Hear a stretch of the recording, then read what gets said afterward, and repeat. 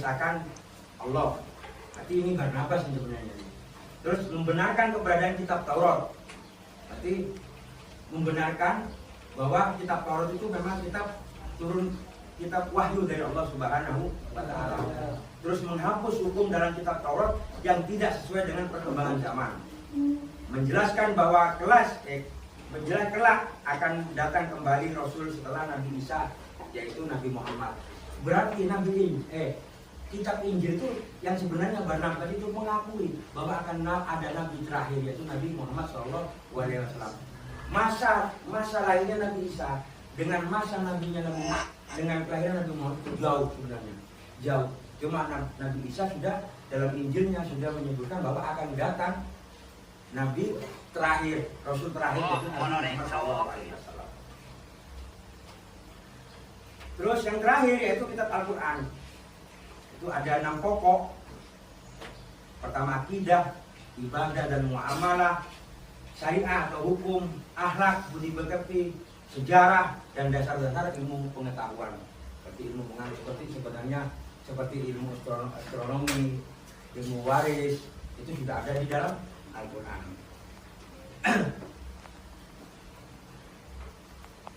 Nah, sekarang bagaimana cara beriman kepada kitab-kitab Allah?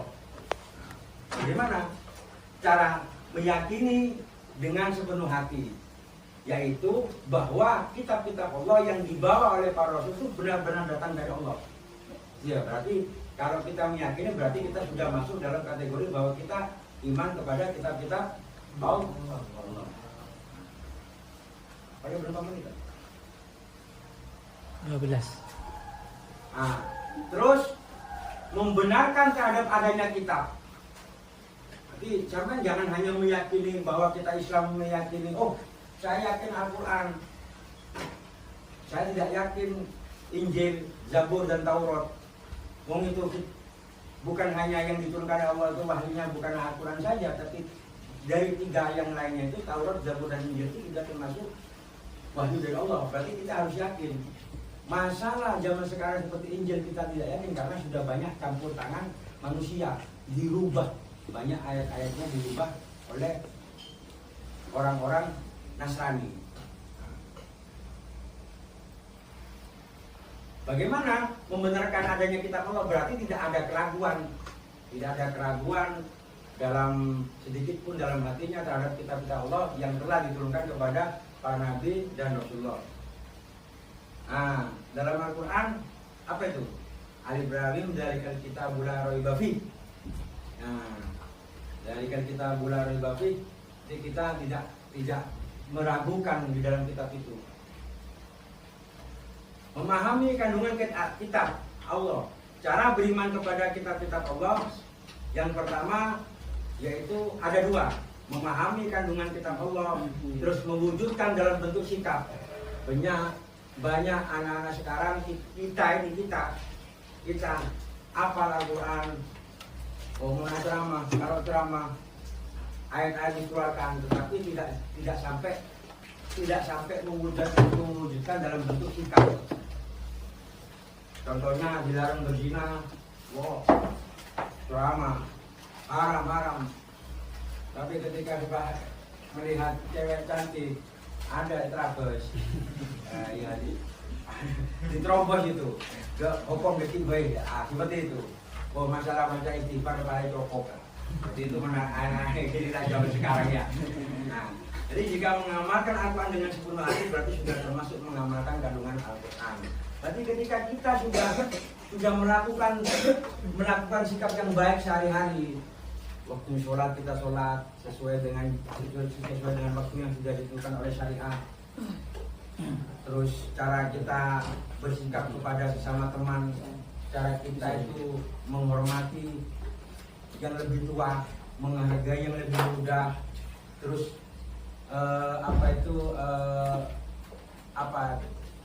cinta dengan lingkungan, cinta dengan makhluk Allah selain manusia, itu sudah, walaupun kita tidak secara langsung, kita sudah mengamalkan apa-apa dalam isi kandungan Al-Quran. Terus bagaimana kita sebagai generasi untuk kita sebagai zaman sekarang ada yang apa namanya generasi apa gen apa itu Gen Z ya Allah Gen Z. Nah bagaimana padahal tiap hari kita tuh selalu handphone Nah, hal ini harus kita terapkan ya. Dengan cara apa? Cara mencintai Al-Quran dalam keadaan yang era digital, era yang paling maju sekarang ini, itu tidak ada alasan sebagai generasi muslim yang tidak mencintai Al-Quran. Karena di dalam Al-Quran penuh inspirasi. Jadi sampai itu kata sampai itu cari pengalaman, cari ide-ide. Ya, padahal di Al-Quran itu sudah banyak inspirasi baru, cuma hanya kita tidak mau mendalami kandungan di dalam Al-Quran. Nah, seperti ya yang menuntut kepada arah kebaikan. Cara menampilkan sikap mencintai Al-Quran sebagai kitab Allah adalah dengan membaca Al-Quran secara rutin, memahami dan mengamalkan isinya dalam kehidupan sehari-hari. Banyak inspirasi di sana. Hanya saja kita kan kalau kita sebagai santri hanya sebatas untung saja kita masih bersyukur kita sebatas membaca rutin. Karena zaman saya dulu itu setelah sholat subuh itu langsung dari masjid langsung ngaji sebentar. Nggak tahu kalau sekarang aturan apakah sudah tidak ada ngaji Quran, apa hanya aja ngaji Quran di kelas masing-masing atau gimana, nggak tahu. Terus yang terakhir yaitu menjadi generasi yang mencintai Al-Quran. Ciri-ciri generasi yang mencintai Al-Quran itu memiliki kemauan kuat senantiasa membaca Al-Quran tiap hari sampai rutin setelah sholat subuh ngaji. Itu sudah termasuk dalam kategori generasi yang betul-betul cinta kepada Al-Quran. Senantiasa merasa tenang dalam hati, tak kembang emosi, ya, tak kembang advokat. Perkara kayak ini bisa selesaikan dengan musyawarah. Itu sudah termasuk menjadi generasi yang sudah cinta kepada Al-Quran. Menjadikan nilai-nilai Al-Quran sebagai pendorong dan inspirasi meningkatkan kualitas. Terus nomor 5 yaitu rela berkorban untuk kemuliaan Al-Quran. Hikmah beriman kepada kitab. Apa hikmahnya itu ketika kita meyakini bahwa kita meyakini kitab-kitab Allah? Yang pertama ada 3. Yang pertama mengetahui perhatian dan kasih sayang Allah terhadap para hambanya dengan menurunkan kitab kepada umat manusia sebagai petunjuk. Kedua, mengetahui syariat dan pedoman hidup yang diperintahkan Allah. Ketiga, hidup menjadi lebih terarah dan tidak tersesat dalam menjalani hidupnya.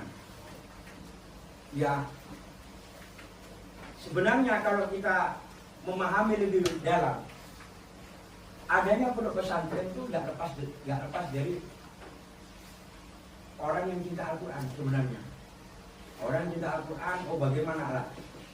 Untuk penyebaran Al-Quran, untuk mereka mengenal Al-Quran, mencintai Al-Quran lebih dalam. Itu banyak cara, ya termasuk jadi kan pondok pesantren. Sejarah pondok pesantren pertama kali di Indonesia itu yang mendirikan yaitu Syekh Maulana Malik Ibrahim. Itu yang itu sempat saya cantumkan dalam buku saya dulu. Buku saya judulnya dicetak di bulan. Jangan remehkan barokah.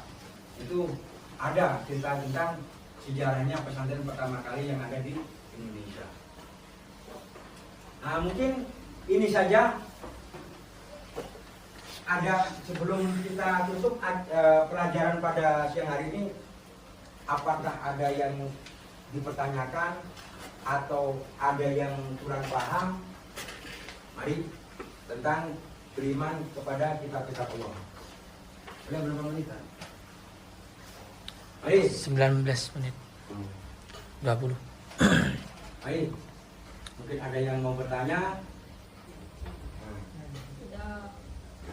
Terus aktivitas Anda selama di pesantren, ada nggak aktivitas Anda itu jadwal mulai pagi sampai bangun tidur lagi untuk mengamalkan, untuk membaca Al-Quran? Ada? Ada. Jam berapa? Pagi. Iya, pagi jam berapa? Setelah subuh. Bener itu? Ya. Apakah itu wajib atau gimana, suka-suka?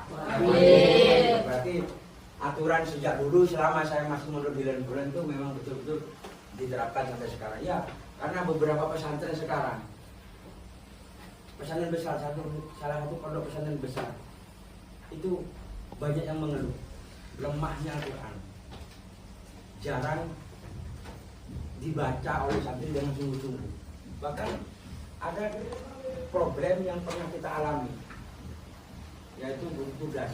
Ketika kita tugas itu banyak ketika berhadapan dengan masyarakat seperti memimpin acara atau membaca Al-Quran, atau kadang di kampung-kampung kan ada tadarus setiap Jumat pagi. Ada. Itu banyak kali karena Al-Qurannya kurang. Ya, Al-Qurannya kurang. Itu apalagi sekarang sudah sampai makan sudah praktis, tinggal makan tanpa ada proses tanah. Berarti kan ada waktu yang betul-betul maksimal untuk belajar Al-Quran. Memang Al-Quran ini semua jadi sorotan. Beberapa pesantren besar, salah satunya pesantren menjadi Dengkong. Pokoknya pondok besar itu merasa ini teguran dari apa ya, usulan dari wali santri.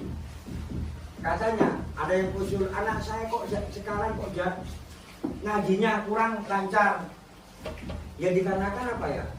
Banyaknya jadwal kegiatan, tetapi tidak ada memprioritaskan satu jadwal untuk khusus mengaji Al-Quran. Nggak ada, jarang itu sebenarnya dulu itu. Jadi sekarang harus lebih diperhatikan cara membaca Al-Quran, karena di masyarakat itu apalagi di kota-kota, kalau kita membaca dalil, membaca satu ibarat, tak bisa membaca Quran, kok lah gimana ini? Ya berarti tetap Al-Quran itu lebih sebagai dasar untuk kita tuh belajar bahasa Arab.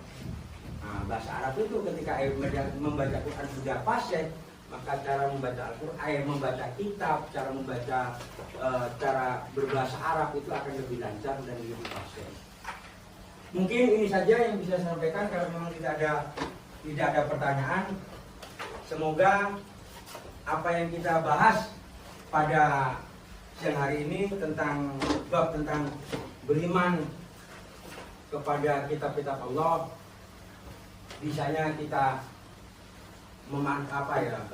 mengamalkan untuk ke depan, bagaimana kita bisa bukan hanya membaca Al-Quran tapi mengerti kandungan-kandungan Al-Quran, apa isi dalam kandungan Al-Quran yang sudah dijelaskan oleh saya tadi, termasuk inspirasi. Tidak usah jauh-jauh sampai mencari ini. Dalam Al-Quran banyak inspirasi untuk hidup, banyak untuk berkreasi, menjadi manusia yang produktif, menjadi manusia yang bermanfaat. Hal ekonomi ada semua di sana itu dalam Al-Quran. Komplit daripada kitab-kitab yang sebelumnya. Ini saja yang bisa sampaikan. Terima kasih. Semoga